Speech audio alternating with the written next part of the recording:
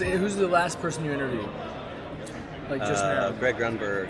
Oh, right on. Before this. Where's Grunny? All right. Yeah. I like that guy. I do too. All right, cool. Okay, Go ahead. We're in that. Okay. All right, so we'll start with Brecken. You pull a lot of duties on this show, writing and voicing. Oh, it's gonna be that kind of interview, is it? You started. Yeah. So how did you kind of get involved, and how did you decide to do more than just be an actor and really get into the whole nuts and bolts? Yeah, how do we sucker you into I was this? going to say, I got started, I think, Seth and I had an office together, which was like a clubhouse, and he was talking about this idea he and Matt had come up with when he was going to go do Conan, and which was the first sketch, and we all did voices on it and stuff, and it just became this thing. Seth and Matt ran with it, and then it became like, hey, we're doing it as a real show, and from I think season 1, I was involved voice-wise, and then by season 2, I was writing on it. Because really, I mean, we in the booth anyway, we make up a lot of stuff, and by the second season, I was like, I want to come in and write, and it's just, and then let's say 8 guys goofing off, playing with action figures, trying to make each other laugh. My whole goal on the show, whenever I'm recording a voice, is to get Seth in that little box. I mean, the sound booth. He doesn't live in a box. He's a big, but he could live in a box. But is to make him laugh. You know what I mean, and vice versa. So Right.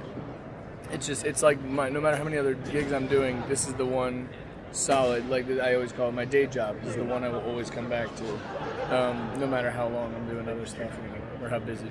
What's the writing process like? It's an awful Chaotic experience. It's a weird experience. It's a weird experience. Our writer's room now is like, we have 6 writers that sit in the room, and it's literally from like 9 a.m. to about 3 or 4 p.m. just typing vigorously to themselves. At about 3, 4 o'clock, we print out all the ideas.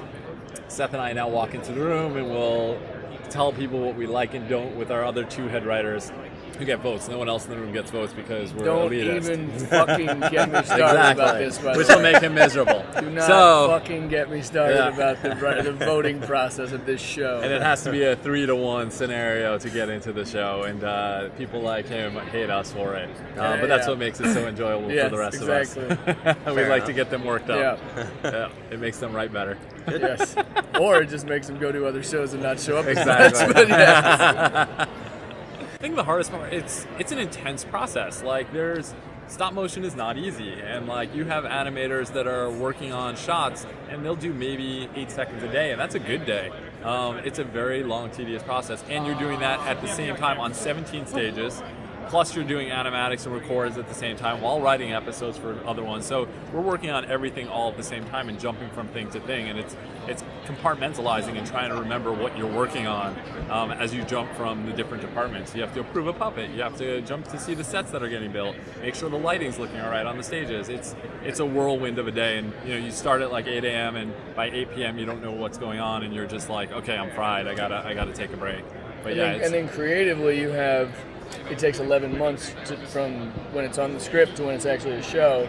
So you got to make sure that whatever you're pitching is going to be relevant. Sometimes you're gambling because you're like, I really hope this Pacific Rim sketch will be good in a year. And then you're like, crapped out. Okay. But do you ever have to scrap sketches because of that? Because they're not topical anymore? Definitely. Yeah. Again, once it gets to animatic phase, we cut more sketches. A lot of those end up on our DVD as deleted stuff.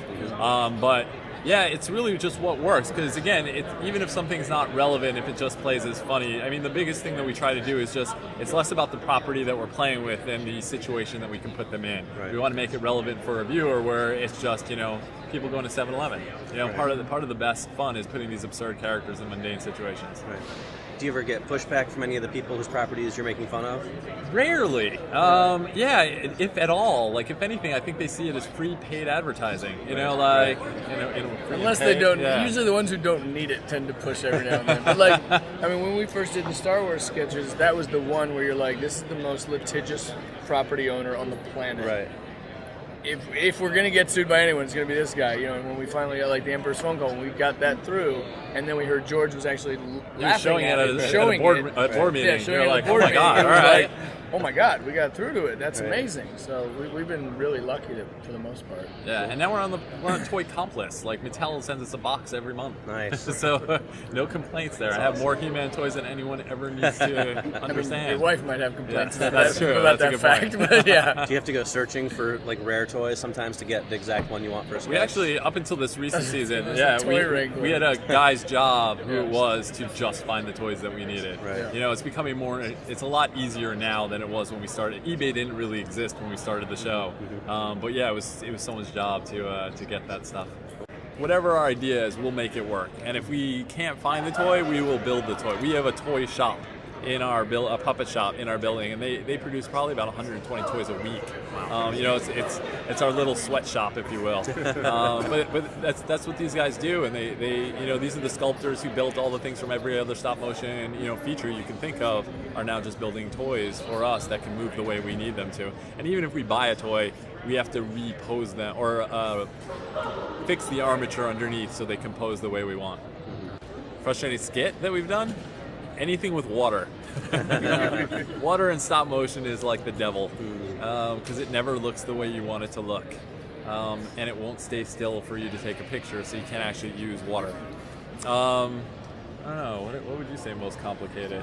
I don't even want to talk about the voting process. We're talking about the most complicated process. That's the most complicated process. You write something where you're like, this is gold, and then you get 2 votes for it and 2 votes against it. So then you're now just getting into this filibustering lobbying situation. We're like, dude, if you vote for it, you're doing the right thing. And then eventually, there are times I will literally hit Seth up. I will walk out of the room, or I will hit Seth up at night and be like, you didn't vote for that.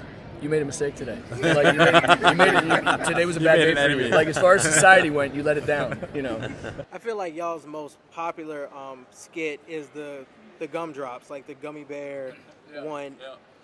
Rude, this is actually, it was Tom, but literally on the page, all it says was it was a gummy bear that's going to get trapped into this thing and scream her head off. Right. Michelle Trachtenberg came in and actually made up that song in the booth. And it turned into this gold. Like again, you never know what sketch is going to turn into something that's amazing. Yeah. And again, it's that ad-libbing in the booth that is what Brecken does, especially as Boba Fett. That makes it take it again. Every department that we give it to makes it better. And passing it to Michelle in that case turned it into this beautiful gold mine. Yeah, I know people who have never seen the show, but they know that. Yeah. Like they love that. Yeah, it's crazy. Anytime you guys tweet out to Michelle Trachtenberg, and she will love it and appreciate it. That one and the snuggles, like the fabric softener bear. That's a Tom Root special. Yeah. That wasn't ad lib. That was an uncomfortably written sketch. Anytime it's creepy bears, it's Tom Root. We started to wonder about him after that sketch. He's a furry. All right, thank you guys. Thank you guys very much. Have a good rest of the Thank you very much. Yeah, man. Thanks, man.